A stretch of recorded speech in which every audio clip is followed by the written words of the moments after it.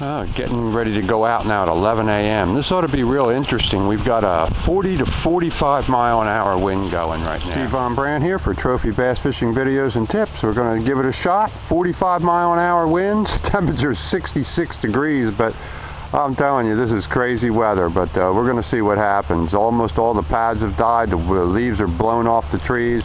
We're going to go out, we're going to throw some spinner baits and slow roll them around, and chatter baits, rattle traps if they don't hit it. We're going to go ahead right back up into the pads like you saw me doing yesterday at another one of the lakes here, Chipman's. And we're going to throw the Wacky rig Senkos and some other soft plastics and a tiny little 1/8 ounce jig, little finesse jig. So we'll see what happens, and I'll see you guys down the water. There's the ticket up here at Red Mill. This is a good 5 pounds.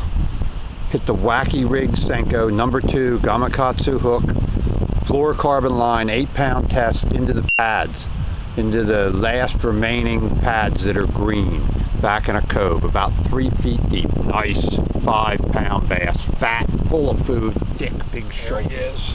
Nice 5-pound bass. Caught him right here in the pads. Beautiful, beautiful bass. Wacky rig Senko, Red Mill, end of November. Super, super light hit.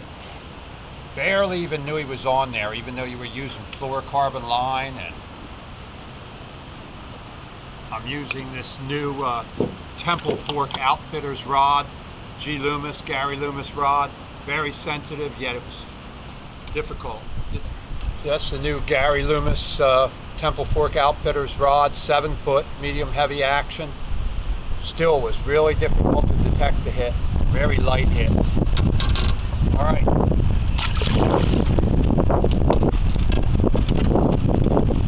Came right out of these pads on the edge here, right at the little cut in there. This is back in that cove right off the main lake, about 200 yards in. The key to making them hit was to actually give the bait no action at all. You just throw it out, let it sink, watch the line, and then lift it, let it fall back down again. Just lift it up, let it fall back down. No action. Don't twitch the rod or jiggle it all around. In cold water, you don't want a lot of action. That's why you use a smaller profile jig. Same idea. Less action, the better in this cold water. There we go. Back in the pads. Oh yes, Wacky rig right before dark. Another nice one. See how that catches him right up on the corner of his mouth. This isn't 5 pounds, but a nice 2 3/4, 3-pound bass. Nice.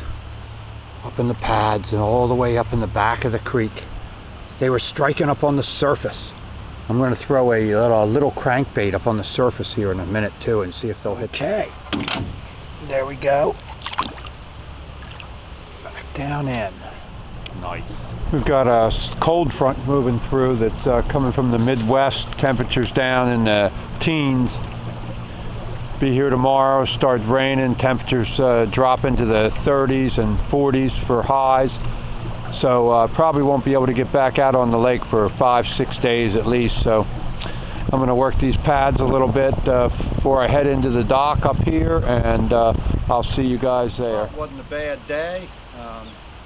Was only out for about 4 hours. Got serious about 12:30. We started throwing that Wacky rig Senko, and that's when I caught the 5-pounder and the 3-pounder. So turned out okay. Got a bad storm coming, like I said, so I've got to get out of here and batten down the hatches, and I'll see you guys out on the water.